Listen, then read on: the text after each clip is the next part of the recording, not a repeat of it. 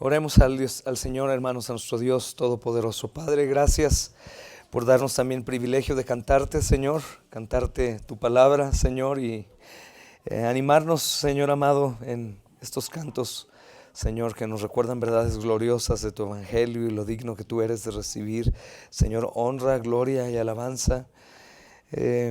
Señor, gracias por concedernos ser parte de la alabanza de tu creación, Señor amado, y nosotros en su mayoría con un entendimiento más pleno, Señor, de lo que es alabarte en Cristo Jesús, siendo tus criaturas amadas, lo que más amas en esta tierra, amado Señor, pues somos nosotros, Señor, los hijos, por la gracia tuya, Señor, por los méritos de Cristo, Padre. Te pido que en este tiempo, Señor, que tenemos por delante, la última sesión del día, Señor, tú puedas seguir obrando, Señor, y tome, amado Señor, cada uno de nosotros este tiempo como para, Señor, sentirse bendecido y amado por ti, Señor, porque nos has traído acá para recibir de tu palabra. Sabemos que hay muchos alrededor de este lugar en donde nos encontramos que están haciendo toda clase de cosas y no pasando el tiempo en la palabra, Señor, no preparándose para la eternidad o no gozando, Señor, del alimento, Señor, del pan de vida, Señor, que tú hoy nos estás proveyendo a nosotros. Te doy gracias, mi Dios, por este tiempo y te pido me ayudes en todas mis deficiencias y carencias para que obres y tu nombre sea exaltado y tu iglesia sea edificada. En Cristo Jesús oramos, Señor, amén y amén. Bueno, hermanos, estábamos hablando justamente en la carta a los Hebreos, capítulo 10. Estuvimos meditando, hermanos, antes, para los que quieran entrar en contexto, si vienen llegando del verso 11 al 18. Y quería iniciar ahí, aunque me gustaría iniciar desde el capítulo 1 y quedarme aquí unos 2 años o 3 años con ustedes para poder predicar verso a verso toda la serie de los Hebreos. No puedo, así que pido a Dios que me permita poder al menos, hermanos, terminar estos textos que tengo hoy para mañana poder pasar a otro libro que sigue hablando del mismo tema que estamos tratando ahora en este tiempo, hermanos, la perseverancia de los santos por los méritos de Cristo. Y en el verso 19, habiendo terminado el 18, hermanos, acerca de cuando él termina diciendo, donde hay perdón de pecados ya no hay más ofrenda por el pecado, remisión de estos es como una nota, aquellos que tienen negocio, una nota de remisión que se sella, pagada, ya no hay como pedirle a aquel hombre que debía que pague, porque el sello está puesto y eso dice, los pecados han sido redimidos. Y mira qué impresionante es cómo hay un porqué, obviamente, hermanos, en recordar la obra de Cristo como una obra perfecta de salvación. Porque recordamos que los hebreos, ¿quiénes eran?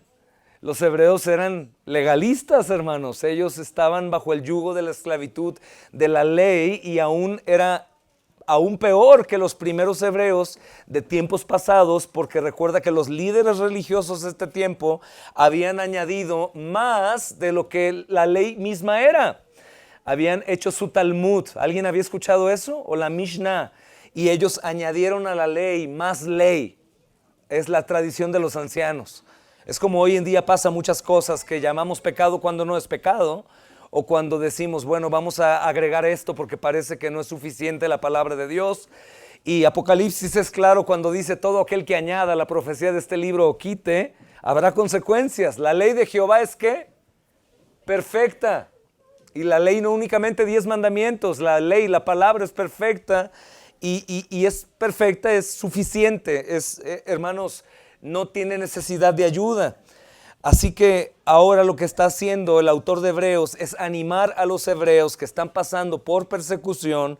Lo sabemos porque el próximo capítulo trata de los héroes de la fe, el museo de los héroes de la fe, que está hablando acerca de la persecución que padecieron muchos antiguos para poder motivar a la iglesia que está padeciendo porque ha dejado el judaísmo y ha empezado a seguir al Señor Jesucristo. Es lo mismo que tú padeciste cuando dejaste el catolicismo o cualquier otra religión, que los que te veían con amor antes por ser parte de su religión, ahora te ven con desprecio.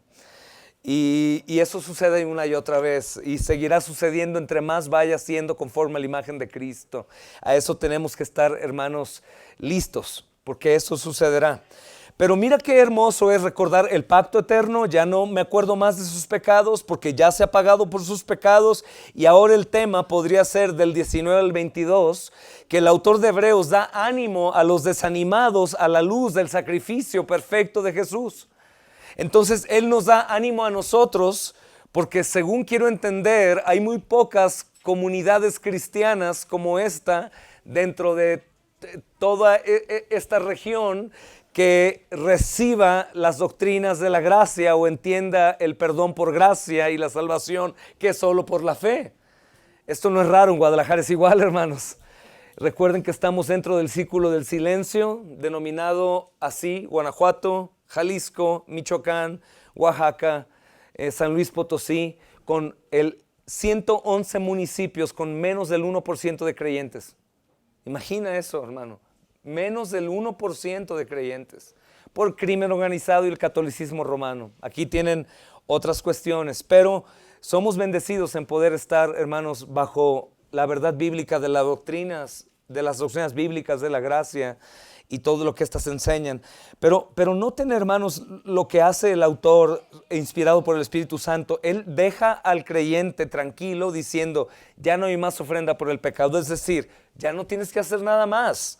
Pero tampoco quiere decir no tienes que hacer nada, o tienes que quedarte quieto, o simplemente peca.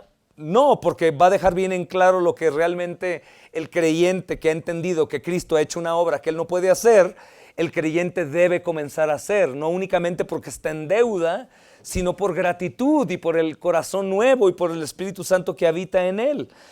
Y el verso 19 al 22, hermanos, nos dice como un subtema acerca de que Jesús ha abierto el camino, que ahora nosotros podemos acercarnos a Dios. Antes nos daba temor, o lo veíamos como un Dios lejano o castigador, o pecábamos. Y al menos, hermanos, en el catolicismo romano del cual yo salí de niño, llegué a escuchar a sacerdotes que decían: Dios va a castigarte y va a enviarte al infierno porque lo que hiciste es digno de muerte. Y yo tenía mucho temor, hermanos, de Dios, pero no era un temor reverente, era un temor como si Él fuera un enemigo, ¿no, hermanos? Del hombre, y nunca un amigo que se muestra, obviamente, hermanos, en el amor que se nos ha dado en Cristo Jesús. Yo sé que Él odia al pecado y odia al pecador. Salmo 7 dice que está irado contra el pecador todos los días. No me queda duda, pero también sé que así como Él tiene ira y justicia y aborrecimiento por el pecado y el pecador, también tiene amor, misericordia, bondad y gracia y paciencia. Es el mismo Dios, hermanos. No hay un atributo por arriba de otro, sino es el Dios, hermanos, en perfección total. Y aquí el autor de Hebreos, después de asegurarnos que la salvación es solo por Cristo y que Él es el perfecto sacrificio por nosotros, ahora nos pone hermanos, a trabajar. Y si dice, así que, es como diciendo, por esto que hablamos antes o por lo anterior, como hoy tenemos libertad para entrar en el lugar santísimo, por la sangre de Jesucristo, por el camino nuevo y vivo que Él nos abrió a través del velo, que es su carne, y teniendo un gran sumo sacerdote sobre la casa de Dios, acerquémonos con corazón sincero, sin mentir ante Dios. ¿Por qué? Porque número uno, no podemos mentirle. Acércate con corazón sincero. Señor, ¿sabes quién viene delante de ti a pedirte perdón? No viene un hombre perfecto. Acabo de cometer pecado hace 5 minutos. Acabo de tratar mal a mi esposa. Acabo de usar la ira con mis hijos en la corrección. Acabo de hablar cosas que no debía haber hablado, Señor, pero vengo confiando que Cristo hizo lo que yo no pude hacer contigo, a confesar mi pecado y a sentir el disfrute de tu perdón. Y Él dice, acércate así con sinceridad, porque si sabemos que Dios aborrece algo es la hipocresía y la falta de honestidad y de integridad. Entonces, hermanos, él nos dice aquí que hay un camino nuevo y vivo que ha sido abierto a través del velo. Y dice, ¿cuál velo? La carne de Cristo. Y voy a explicar a los niños, si no lo saben, qué es el velo y por qué lo relaciona con Cristo. Y teniendo un gran sacerdote sobre la casa de Dios, no aquí en la tierra, podemos acercarnos con corazón sincero. ¿Qué hace el sacerdote? Pone la mano en el creyente y pone la mano en Dios. Él es hombre y Dios, y Él es el único capaz de acercarnos a través de Él, porque no hay hombre que se acerque a Dios y no muera. sino Cristo siendo perfecto y obediente y habiendo concluido la obra, Dios hombre puede acercarse a Dios el Padre y a los hombres y a través y por medio de Él tenernos en perfecta armonía. Y después dice ahí, hermanos, en el lugar santísimo, con libertad. Así que quisiera recordar algo que nos recuerda la Escritura, pequeños, jóvenes y hermanos adultos. Dice que tengo libertad. La pregunta que viene a nosotros de pronto es, ¿cómo puedo tener libertad al lugar santísimo? Si yo entiendo por la Escritura que el único que podía entrar al lugar santísimo era el gran sumo sacerdote una vez por año para presentar sacrificio con 2 machos cabríos, un macho cabrío por Azazel, un macho cabrío por Jehová. En uno derramaba sangre en el propiciatorio y en el otro él transfería los pecados poniendo sus manos sobre él y lo lanzaba al desierto para que se llevara lejos los pecados. Pues sabemos que esa función la cumple Cristo. Él es su sangre derramada y Él también lleva los pecados consigo. Después también vemos que en ese tiempo había un velo en donde ese velo separaba a los hombres, aún a los más cercanos, de los sacerdotes y del lugar santísimo. El único que entraba era el sacerdote una vez por año y de hecho, niños, escuchen, él entraba atado de la cintura. Por si acaso no era íntegro, pues moriría y tenía que salir pues con una cuerda, ¿no? Su cuerpo, porque nadie podría entrar a rescatarlo, moriría también. No hay un solo rastro en la Biblia que eso pasó, pero eso ellos creían. Y obviamente ahí nos presenta un corazón de idolatría por un sacerdote, ¿no? Ellos creían que alguien en pecado no podía entrar. Aunque el sacerdote en integridad sabía, soy un pecador y pongo mis manos para transferir los pecados del pueblo y mis propios pecados en este macho cabrío. Y lo enviaban al desierto, pero había un velo que nosotros sabemos, desde el Antiguo Testamento sabemos que tiene las medidas y el tipo que debía de ser y aún, hermanos, cómo tenía que ser su tamaño y todo lo demás para separar la presencia de Dios de la presencia del hombre. Y es bien interesante que dice, ahora ya tenemos libertad para entrar en el lugar santísimo. Entonces, ¿quién entraba en el lugar santísimo antes? Únicamente el sacerdote. Y ahora, ¿quién tiene libertad para entrar en el lugar santísimo? Todos los creyentes en Cristo, hermanos. Podemos entrar al lugar santísimo, pero ¿por quién? Por ti, que eres un perfecto hombre, un buen hombre, que ha hecho tantas cosas, que ha plantado misiones, iglesias, que evangeliza, que habla, da tratados, que es un buen padre, un esposo. No, hermanos, de ninguna manera, no es por obras para que nadie se gloríe, sino solo por medio de Cristo. Y es, hermanos, muy necesario también ver que es por la sangre. Porque creo que la iglesia está ausente del conocimiento del cómo fui salvo.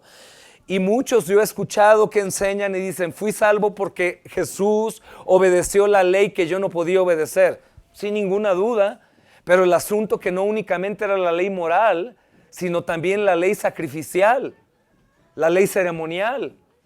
Hermanos, debía de haber derramamiento de sangre. Yo fui salvo no únicamente por la obediencia de Cristo a la ley, sino fui salvo por la sangre de Cristo en mi lugar, derramada hasta la última gota, hasta que ya no salió ni una gota más. Cuando se entierra la lanza, su corazón saca agua, ya no está bombeando sangre, está bombeando agua y su corazón se llena de agua y estalla agua, hermanos. Porque no hay más sangre que derramar.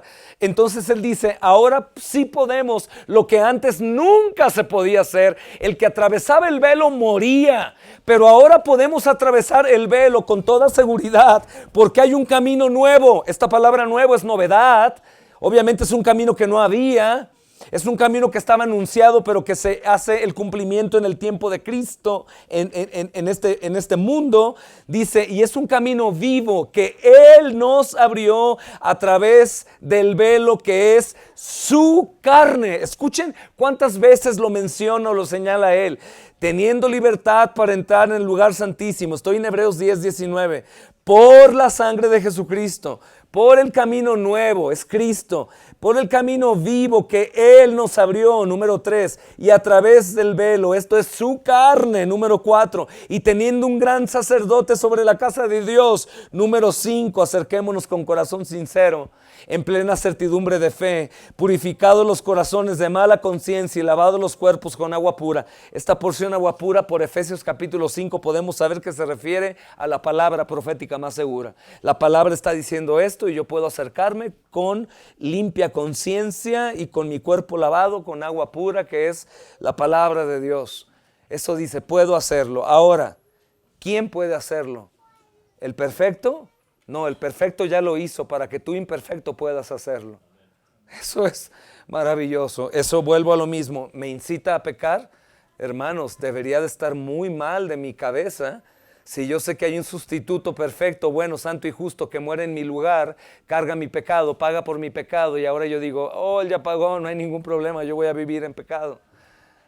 Hablando naturalmente, no espiritualmente, es algo muy difícil de hacer. Hermanos, ¿quiénes tenemos hijos aquí? La mayoría. ¿Qué pasa si tu hijo está muriendo y hay un donador de corazón y dona el corazón de tu hijo y tu hijo no muere? ¿Qué tan agradecido estás con el donador del corazón de tu hijo? ¿Lo vas a olvidar al día siguiente, hermano? Yo creo que si hay capacidad económica, yo lo mantengo toda su vida, que no trabaje nunca más en su vida, toda su familia. La cuidaría como si fuera mi familia, estaría eternamente agradecido con lo que él hizo. No me olvidaría de ellos, al menos trataría de no hacerlo, hermanos, porque dio un corazón. Pero aquí el asunto que no es dar un corazón, es dar una vida entera, completa, una sangre de un hombre perfecto, bueno, santo y justo, en lugar de pecadores. Y que no únicamente consigue la obra del perdón, sino que también consigue la obra de la justificación. Y esto quiere decir, hermanos, no solo perdón, sino que al justificarnos y al hacernos justos nos hace aptos para ser adoptados. Y al ser adoptados nos hace aptos para ser hijos legítimos. Y al ser hijos legítimos nos hace tener un lugar en el reino de los cielos para disfrutar de la gloria, que es una gloria que satisface al Padre, que es eterno e infinito, y eso es algo que rompe mi cabeza, porque ¿cómo puedo llenar yo algo eterno e infinito? No lo puedo llenar, pero Él dice, este es mi Hijo amado en quien me complazco.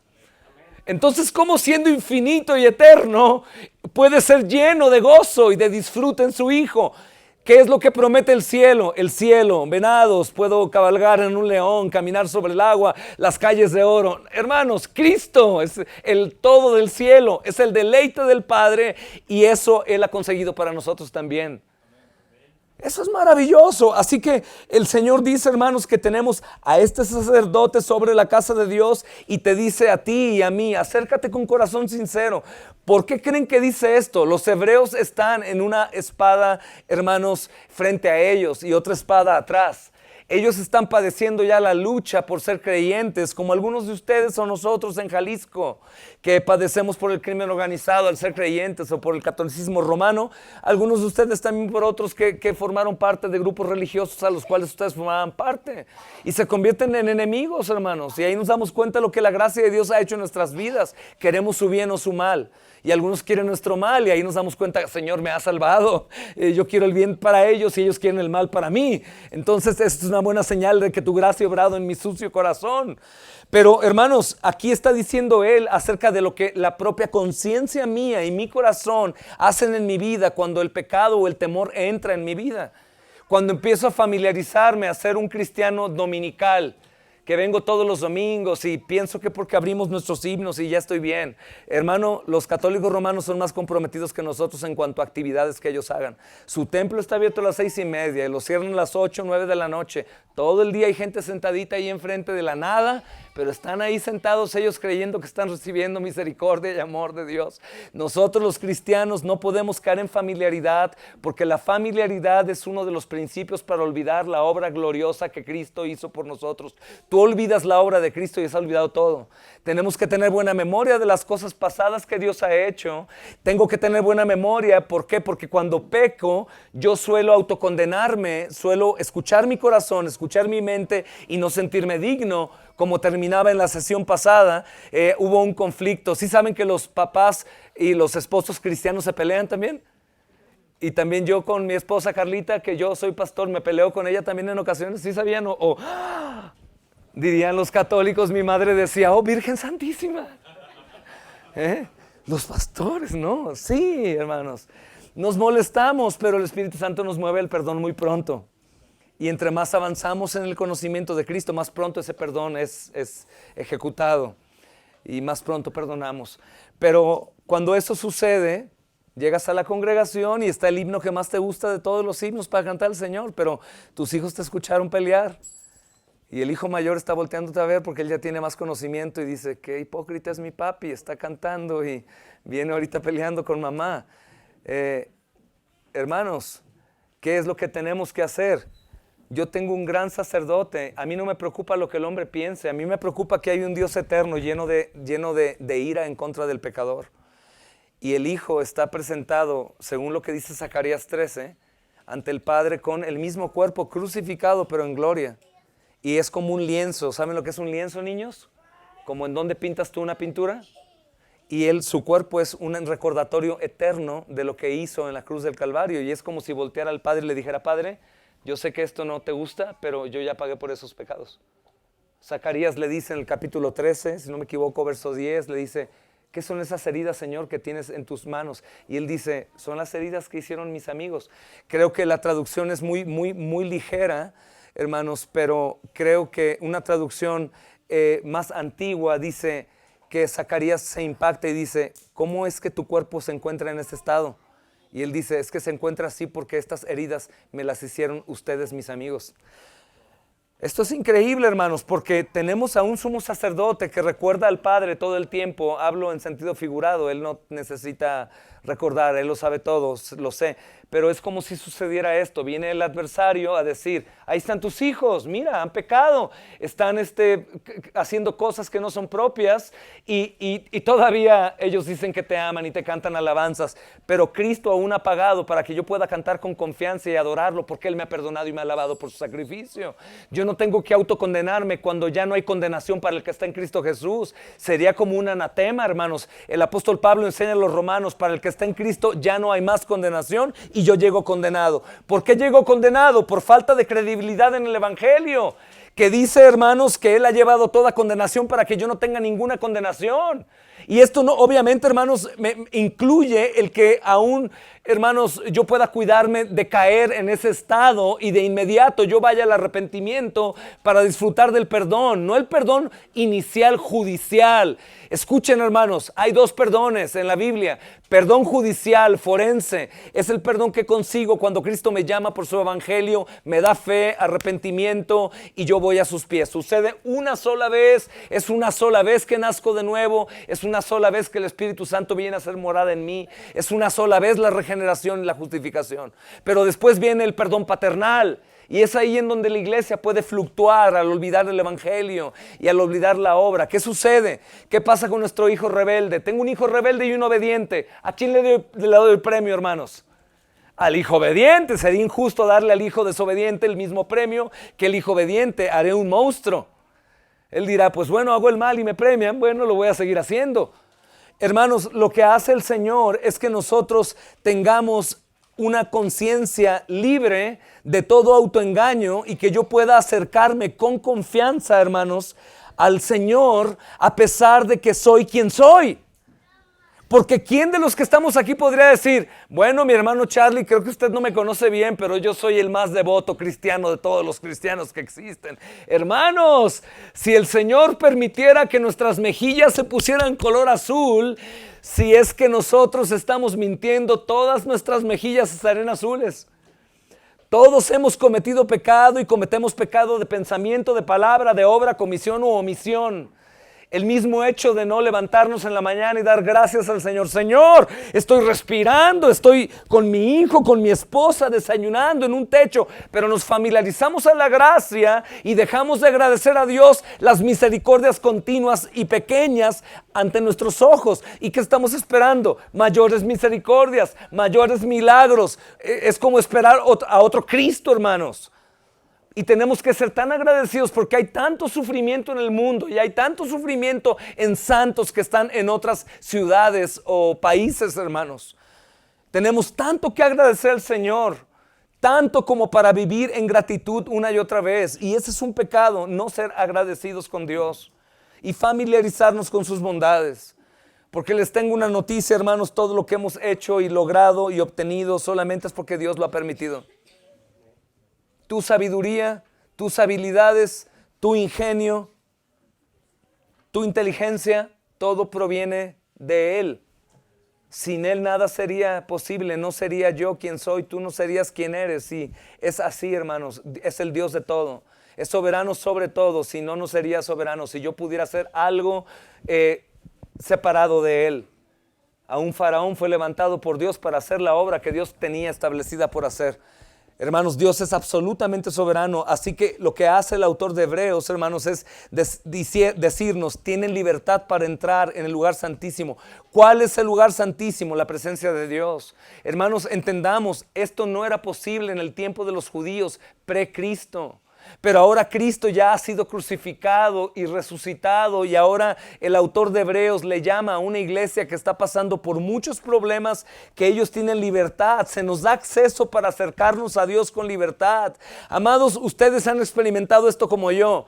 Supongamos que aquí mi amado pastor Dani con su esposa tiene un pleito. Y en ese momento que hay un pleito por algunas malas decisiones o cualquier cosa, ahí le dice pastor Dani a su esposa, vamos a orar. Y su esposa no dice, sí, amén, gloria a Dios, vamos a orar. En ese momento es, ¿cuál orar? Ni que nada, espera un momento y ora tú allá en el rincón. ¿Por qué? Porque el mismo pecado nos acusa y nos hace hacer en contra de la voluntad de Dios. O quisiéramos hacer y ser obedientes absolutamente perfectos y saber, oye, Carlita, nos hemos enojado, hemos pecado contra Dios, vamos a orar. Pero yo sé que ella o yo estará... El que esté más enojado dirá, ora tú, ora sola, yo voy a orar a otro lugar, ¿no? Y ella puede ir a perseguirme al baño y tocar, no seas cobarde, sal y discute conmigo. Y los hombres somos muy caballerosos y hacemos esto nada más y nos tapamos los oídos. Pero mis amados hermanos, es el calumniador, es aquel que está diciendo, Dios no va a escucharte, Dios no va a ser de ayuda para ti, tú eres un pecador, no mereces, no estás en su presencia. Es la lucha contra Satanás. Satanás quiere robar, matar y destruir. Y escuchen, no satanizamos cada sermón, pero Satanás sigue vigente hoy en día en su labor. Y él es un trabajador incansable, porque sabe que le juzgaremos a él y a sus ángeles y nos odia. Y lo que él quiere no es únicamente tentarnos, sino que caigamos y al momento de caer condenarnos. ¿Y sabes cuál es la peor condenación que podemos traer? No, hermano, ya no quiero ir a la iglesia. Hola, pastor Kenny. Oye, hermano, ¿por qué no has venido a la congregación los domingos? Te extrañamos. No, hermano, es que la verdad he estado desanimado, en pecado. ¿Y para qué voy? Como hipócrita. Oh, sorpresa, es que hay una silla más que dice también hipócrita como las otras 99 sillas.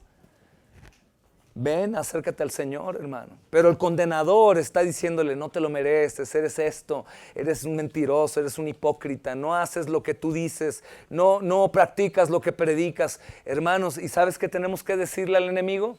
Aún en la mente no hables con él. Tienes toda la razón, soy ese que tú dices, pero aún tiene más razón mi Señor. Él es el velo, su cuerpo es el velo que fue partido para que yo me acerque con confianza al Padre. Tienes razón, soy un mentiroso, soy un hipócrita. En ocasiones me olvido de mi Señor, de agradecer, de cuidar a mi esposa como Cristo cuida a la iglesia, de ser una iglesia sujeta a Cristo como una mujer piadosa sujeta a su esposo. Sí, tienes razón, soy ese miserable pecador, pero más allá de eso, Cristo derramó su sangre para lavarme de mis pecados y puedo acercarme al Padre por Cristo, por su sangre, porque el velo fue roto cuando el cuerpo fue roto. El cuerpo de Cristo. Eso es el evangelio también, hermanos. Eso es el evangelio también. Y yo sé que hay muchas personas que cuando hablamos de esto, hermanos, parece que estamos exhortando a la desobediencia y a vivir libremente en el pecado, porque a fin de cuentas Él no va a cambiar su decreto. Insisto, hermanos, es imposible, porque leímos en los versos anteriores que el Espíritu Santo pone su ley en mi mente y en mi corazón para que yo no viva de forma libre en ese sentido, sino que el Espíritu Santo me vaya siempre confrontando y llevando al arrepentimiento. No tengo que tener temor, toda la obra de salvación es del Señor. Hermanos, ninguno de nosotros llegará al cielo diciéndole, Señor, tu 99.9% fue maravilloso, pero dime por favor, ¿qué tal estuvo mi 0.1%? Ninguno, hermanos. Al contrario, llegaremos y nos postraremos ahí, diremos solamente por ti. Y a lo mejor entre la comunidad puedes conocer a alguien que digas, dudo de su salvación. Y casualmente él duda también de la tuya. y le digas ahí, Ramiro, ¿qué estás haciendo aquí en el cielo, hermano? No, hermano, ¿tú qué estás haciendo aquí, mejor dicho? Es como decía el pastor Alistair Begg, ¿no? El hermano platicaba la historia de aquel hombre que estaba en la cruz al lado del Señor, uno de los que recibió misericordia en la cruz, y de pronto él se arrepiente al ver al Señor, sus palabras, su perdón, su amor hacia sus agresores, y le dice, por favor, Señor, acuérdate de mí cuando vayas a tu reino. Y él le dice, yo te aseguro que este mismo día estarás conmigo en el reino de los cielos. Obviamente cuando dice este mismo día es muy complejo porque hablamos de un término eterno, no de un tiempo de la misma tarde. Sabemos que él murió 3 días, resucitó, pero ese no es el tema. El tema importante es que solo imaginemos, iglesia, solo imaginemos que San Pedro está en la entrada, aunque es Cristo. No es ni Abraham ya, es Cristo. No voy al seno de Abraham, voy al seno de Cristo, gracias a Dios por el nuevo pacto. Pero supongamos que está ahí San Pedro, ¿no? Y ahí está San Pedro porque Cristo está ocupado con otros santos. Acá está en carne, hermanos, y él tiene mucho trabajo que hacer. Y de pronto llega y le dice a ese ladrón, los católicos dicen Dimas y Gestas, no sé cómo se llame, pero era un ladrón sedicioso, maleante, asesino, 60 años de su vida. Y le pregunta, ¿de qué iglesia, perdón? Checa su lista. Oh, caray, no está en la lista, no hay ninguna iglesia. No, es que no soy de ninguna iglesia. ¿Y su ministerio? Matar, ser sedicioso, odiar a los romanos. Ok, muy bien. Oiga, ¿bautizado? Nunca en la vida, nunca me bauticé. Oh, caramba, y perdóneme, déjeme le pregunto, ¿qué está haciendo usted aquí? Oh, es que el hombre que está allá con las heridas en su cuerpo me dijo que este mismo día estaría en el reino de los cielos con él y aquí estoy. Esa es la salvación por gracia, hermanos. ¿Y se dan cuenta cómo nos esforzamos por hacer más grande una salvación tan grande? Y descuidamos la salvación tan grande por querer hacer más de lo que debemos hacer. Así que todo lo que hagas, dice el apóstol Pablo, sea de corazón como para el Señor y no para los hombres. ¿Qué me dice? Que todo lo que hagas lo hagas en honestidad, bajo la luz del gran evangelio, confirmado en la resurrección, y no hacer cosas para que los demás puedan verme y digan, wow, qué santo, hermano. Falta una aureola aquí para decir, wow, de hecho he visto su rostro brillar, es tan santo. Hermanos, cuando el Señor dice que a través del velo, el velo separaba, niños, el lugar santísimo de los hombres. Entonces cuando un hombre se acercaba al velo, hasta ahí llegaba. Si él entraba, él moría. Y ahora dice ahí, hermanos, que para entrar en el lugar santísimo, pues obviamente se tenía que pasar por el velo. ¿Quién podía? Nadie. Pero este velo, hermanos, que separaba al hombre de la presencia íntima de Dios, ahora es abierto completamente por la eternidad, al ser rasgado el 2 de arriba abajo. Si van a Mateo capítulo 27, vean esto en la escritura, hermanos. Mateo capítulo 27, en el verso 51, justamente se nos dice esto. Dice, y he aquí el velo del templo se rasgó en 2, de arriba a abajo, y la tierra tembló, y las rocas se partieron, y se abrieron los sepulcros, y muchos cuerpos de los santos que habían dormido se levantaron, y salieron de los sepulcros. Después de la resurrección de él, vinieron a la ciudad santa y aparecieron a muchos. O sea, lo que sucedió fue algo tan impactante, hermanos, que cuando Cristo muere, la tierra se oscurece por completo, la tierra tiembla, ese velo, hermanos, se rompe, el sacerdote queda impactado porque la presencia que lo separaba del Dios Santo ya ahora, hermanos, pues está abierta. Y lo que nos dice aquí el autor, hermanos, es que ahora tenemos confianza para entrar en el lugar en el que no teníamos confianza entrar. ¿Por qué no entrabas? Porque eras un pecador y pensabas que Dios te daba una patada hacia atrás o te regresaba y te decía como las religiones, ve y lávate, ve y ora, veas esto y después vienes. Cuando en Cristo ¿estás enfermo? ¿Eres pecador? ¿Estás sucio? ¿Estás saturado en pecado? Ven.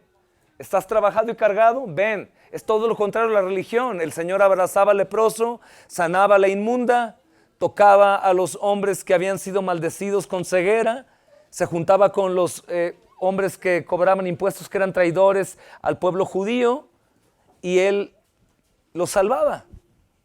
La religión que hace, no, salvos son los que hagan, los que hacen, o sea, sustitutos o imitadores de Cristo. Ellos no tienen jamás, honestamente, confianza para acercarse a Dios, porque es como el ateo. Tú sabes que el ateo no existe. Él dice que existe, pero no existe. Tú puedes ver al ateo a los ojos y decirle, no seas mentiroso, no te mientas a ti mismo, tú sabes que Dios existe. ¿Y por qué yo sé que no existe? Número uno, pelean contra un Dios inexistente. Esa es una locura. Mi amigo, estás bien loco, estás peleando con alguien que no existe. Número dos, la Biblia, que sí existe y es verdad, dice que Dios se hace visible a través de su creación, de modo que no hay excusa para decir que no hay Dios. No te hagas. Más bien tú no quieres aceptar que vas a ser algún día juzgado por ese Dios a quien tú has ofendido. Esa es la realidad. Pero ahora se nos dice aquí, hermanos, que ese velo es el cuerpo de Cristo. Ese velo se abre y ese velo que separaba al hombre de la presencia íntima de Dios es abierto completamente por la eternidad. Y al ser rasgado, hermanos, de arriba abajo, me dice que yo puedo acercarme. Y ese velo, ¿por qué se rasga? Porque la separación que había entre el hombre y Dios, como dice Romanos, hermanos, destituidos de su gloria, se vuelve ahora en una restauración relacional por Cristo. En su carne, Él lo que hace es pagar la deuda que había por la cual éramos destituidos. Al hacerse pecado, Él lleva el pecado a muerte y la muerte muere cuando Cristo muere. Y cuando el pecado muere y la muerte muere, ahora lo que nos destituía de la gloria de Dios es restaurado. Por eso el velo que nos separaba es roto. Y por eso ahora en Cristo tenemos oportunidad de acercarnos como los sacerdotes. Por eso Él dice que somos sacerdotes y reyes. Porque ahora somos el real sacerdocio, la nación santa, el pueblo adquirido por Dios. Hermanos, que Cristo, sin que yo se lo pidiera, me eligió para ser salvado. Que sin que yo se lo pidiera, derramó su sangre por mí. Yo no le preguntaba a Dios, Señor, ¿hasta cuándo vas a enviar a tu hijo a salvarme para sacarme del romanismo? Nunca lo hice. Él me buscó, yo no lo llamé, Él me llamó, yo no lo escogí, Él me escogió. Yo lo único que hacía era ser un terrible pecador. Y Él hizo una obra, mis amados hermanos, por su soberana voluntad, por el puro beneplácito de ella, como Él quiso, cuando Él quiso, y la hizo completa, no a medias. Él no me dijo, Charlie, yo voy a hacer el 50%, tú haces el otro 50%. Charlie, yo he hecho toda la obra y soy absolutamente agradable al Padre. Y como yo soy la cabeza del cuerpo que es la iglesia, así como la cabeza es parte del cuerpo, la cabeza es acepta por el Padre, el cuerpo es acepto por el Padre también. Esto es increíble. Hermanos, el velo dice, niños, esto es su carne. Ese velo fue partido. El autor de Hebreos hace como un ejemplo entre el velo que se interponía entre Dios y los hombres y el cuerpo de Jesús. Cuando el cuerpo de Jesús, hermanos, fue rasgado como una sola llaga, borren la imagen de Jesús con 6 heridas en las manos o muñecas, que son muñecas obviamente para no desgarrarse, en la rodilla, los pies y en el costado. Isaías, ustedes saben lo que dice, una llaga. Y la historia de los contemporáneos de esos hombres dicen, no sabíamos qué habían colgado los romanos ahí.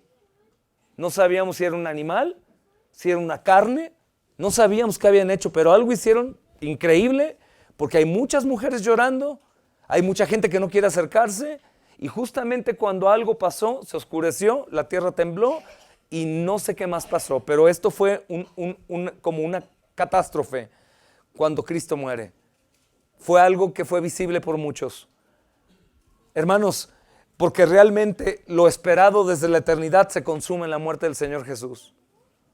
Por eso Él dice consumado es. Y cuando dice consumado es, Padre, que la tierra tiemble. La redención ha comenzado. He pagado por los pecados de mi pueblo. Pecados pasados, presentes y futuros. Padre, ya no te puedes acordar de sus pecados para castigarlos, porque he llevado todos sus pecados sobre mí. Me hice pecado por ellos. Me hice maldito por ellos. Tomé su nombre y tú me cobraste su deuda a mí y yo la pagué. Por ti, por mí, por cada creyente en particular, no únicamente por el cuerpo de Cristo de forma general. Piensa en tus pecados.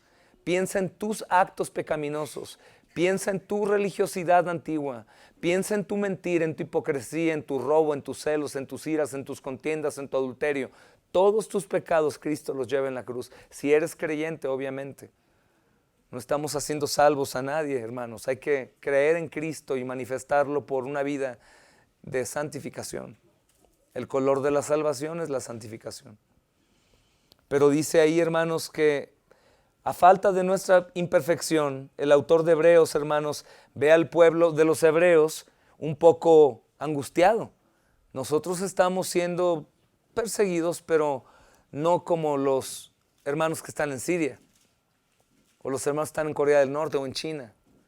Hay informes en los tratados que dejábamos de bienaventurados ahí, pero no es así, hermanos, es otro tipo de persecución, es religiosa y se ven pocas muertes en la sierra de Chiapas, de Oaxaca, de Jalisco, Michoacán, de hermanos que sirven, no como allá, día tras día, día tras día, día tras día, quemando iglesias, matando cristianos. Pero los hebreos se encontraban en una situación así, tanto Roma, imperio, como hebreos, el gobierno eclesiástico de su tiempo, contra ellos. Y ellos decían, no, es mejor cuando yo era judío.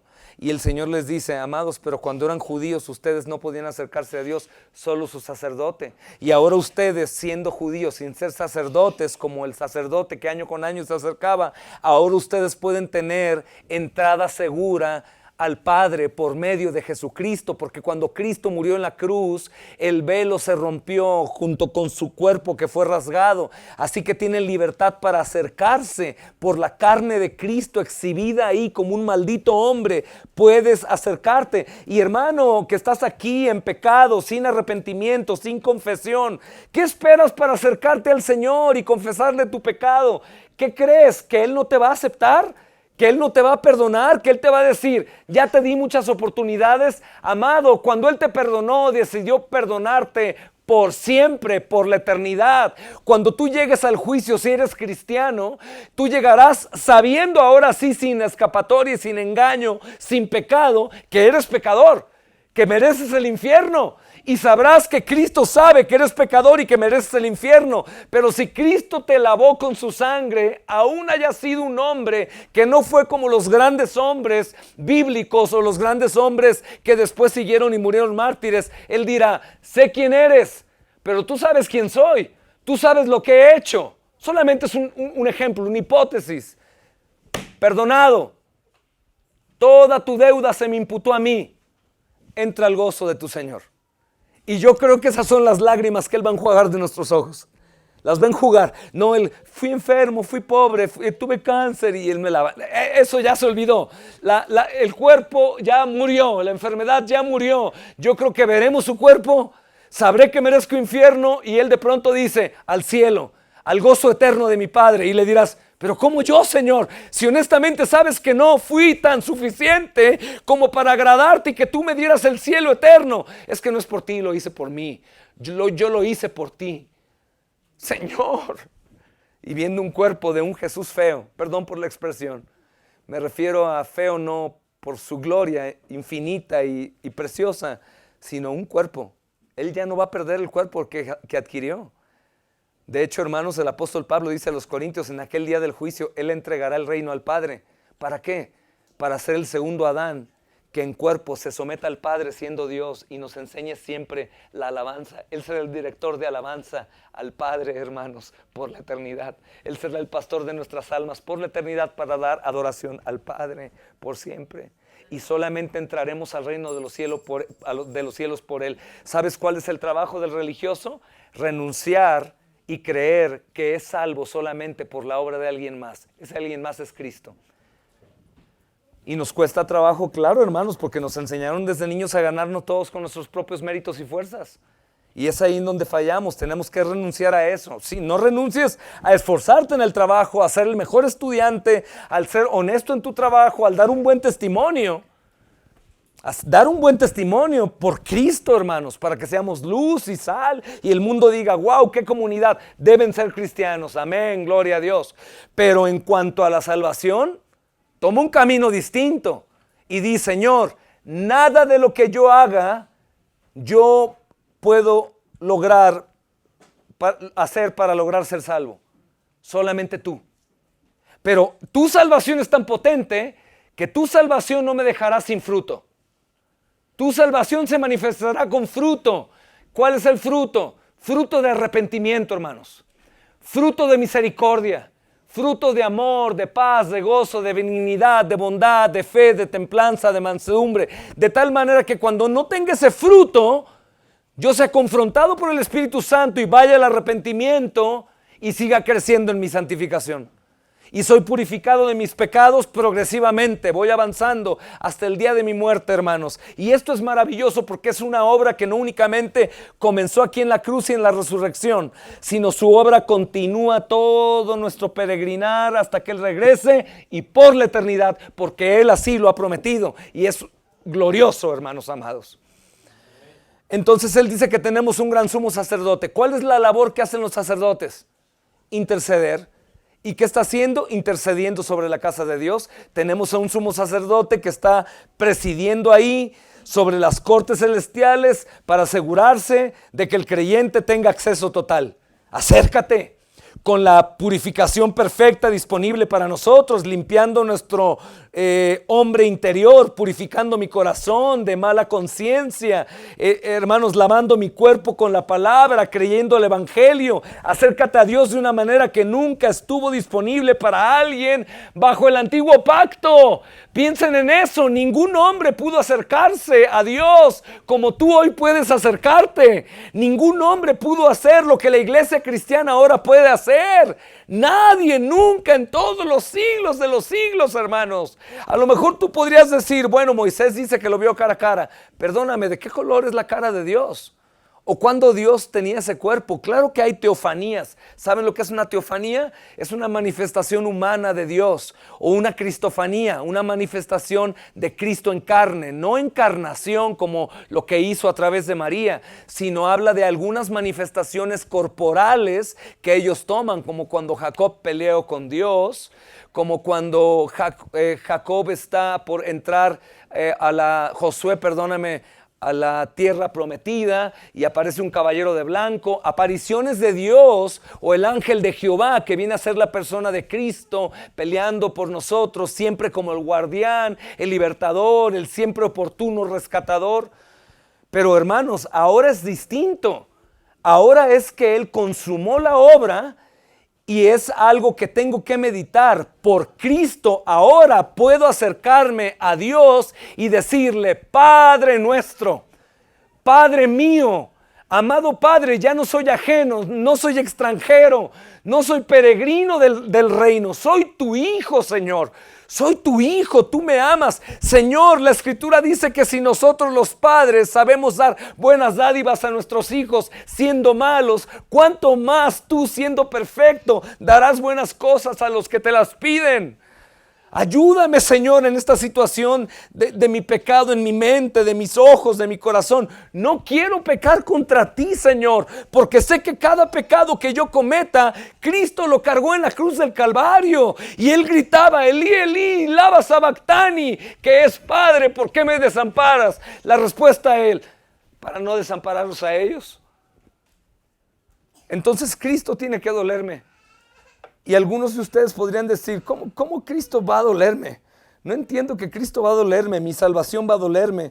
Hermanos, es increíble lo que se escribe acerca del dolor de la salvación. No sé si tú has leído este texto, hermanos, pero mira qué interesante.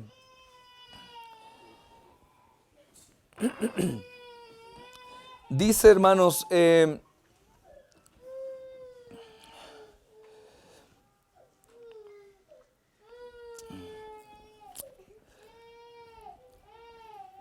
estoy perdido en el texto, denme un segundo.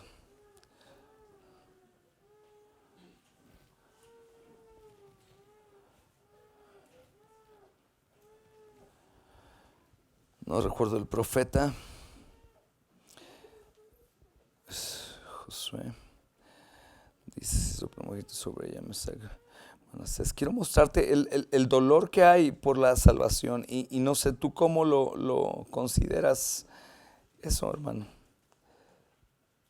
Aquí está. Zacarías capítulo 12, verso 10. Fíjate lo que dice: derramaré sobre la casa de David y sobre los moradores de Jerusalén espíritu de gracia y de oración. Y me mirarán a mí, a quien traspasaron, y escucha, y llorarán como se llora por un unigénito, afligiéndose por él como quien se aflige por el primogénito. ¿Qué es lo que dice? Es llorarán por mí como se llora cuando pierdes a un hijo primogénito. Nosotros hemos perdido un hijo y no hemos experimentado un dolor más grande que eso. Y la pregunta es, ¿has llorado por tu salvación que le costó a Cristo todo y a ti nada? Para que cuando peques tu pecado te duele y te lleve al arrepentimiento y digas, mi Señor, y tú sigues amándome y yo he pecado otra vez contra ti. No logras nada, hermano. No lograrás enternecer el corazón de Dios el Padre, que es impasible. ¿Saben lo que es impasible? Que no tiene pasiones, que no se mueve por cosas externas. Dios es feliz con Él mismo, es autoexistente. Él no tiene problemas si hubiéramos estado o no. Pero Cristo es hombre. Cristo llora. Cristo siente un corazón compungido, nos lo enseñó en la Escritura. Y dice que la salvación debe doler al creyente como cuando pierde un hijo primogénito. ¿Duele tu salvación? ¿Piensas en el costo de esta salvación tan grande y dices, Señor, todavía tengo el acceso al reino de los cielos? Y debería, hermanos, de alentarnos, el acercarnos, hermanos, al Señor una y otra vez en cualquier lugar. Porque los desalentados cristianos, que estoy seguro que debe haber uno entre nosotros, al menos uno, un desalentado cristiano, hermano, tiene un problema con acercarse a Dios.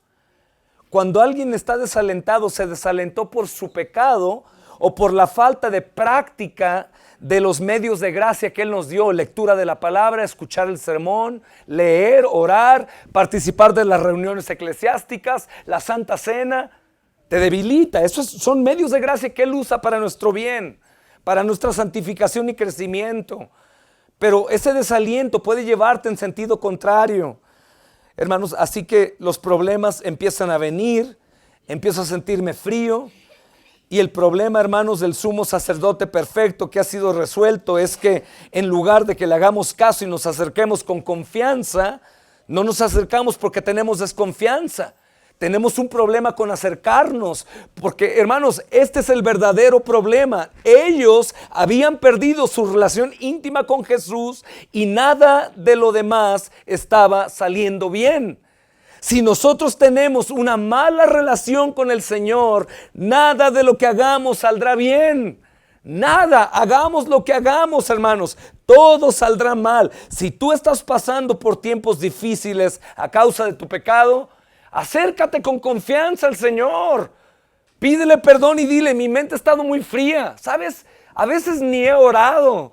¿Sabes? Llevo 3 o 4 días sin leer tu palabra, de verdad con devoción. Llevo tal vez 2 o 3 días sin sentarme en casa, hablar en libertad. Hermanos, nosotros salimos del yugo de la esclavitud de la religión. Ahí sí lo hacíamos o lo hacíamos. Porque si no lo hacías, problema. Pero ahora que descubrimos la libertad, ¿por qué no hacerlo en la libertad que tenemos? No porque alguien nos lo imponga como una carga, sino porque hay alguien que nos dice, hazlo por tu bien, hazlo por gratitud, hazlo por la gracia, hazlo por lo que vas a cosechar. Pero si no lo haces, no te preocupes, no serás condenado. Pero es por tu propio bien. Es totalmente diferente, hermanos, el legalismo a la gracia. El legalismo te dice, haz para que merezcas. La gracia te dice, Él hizo para que tú merezcas. ¡Oh, gloria a Cristo! Es muy diferente. Entonces, hermanos, si alguno de nosotros están pasando por situaciones difíciles en su vida y de pronto, hermanos, están perdiendo la buena actitud que tenían y el gozo que tenían, tú en este momento puedes decir, ¿qué estoy haciendo? Si tu palabra dice que puedo acercarme con confianza. Otra cosa, hermanos, que es igual de importante es que se les recuerda a los hebreos que ellos nunca podrán recuperar esa intimidad a través de las instituciones del antiguo pacto. Tú nunca vas a poder recuperar esto que Jesús logró obedeciendo a la ley, por ejemplo. Nunca. Nunca, sola y exclusivamente por Cristo. ¿Y la ley qué? ¿La dejamos a un lado? ¿La olvidamos? Es imposible. Si olvidamos la ley moral de Dios, pues entonces matemos, robemos, forniquemos, ¿no, hermanos? No tiene sentido. Pero no será por eso que me acerque a Dios. Si yo ya me acerqué a Dios por la ley, que fue un ayo para llevarme al evangelio, yo ahora me acerco a Dios por el único ayo que es Cristo Jesús. Y puedo ir con confianza. Por eso el verso 23, hermanos, creo que ya terminó mi tiempo, ¿verdad, pastor? Sí, ¿verdad? El verso 23 dice, manténganse firmes, hermanos, sin fluctuar. ¿Saben qué es esa palabra, niños? Imaginen quién puede hacer esto. ¿Todos entienden español de los niños o no todos? Si no, papá puede traducirles. Imagínense una balsa en un lago. Eso es mantente firme sin fluctuar. ¿Cómo? Sí, mantente firme aunque la balsa se esté moviendo.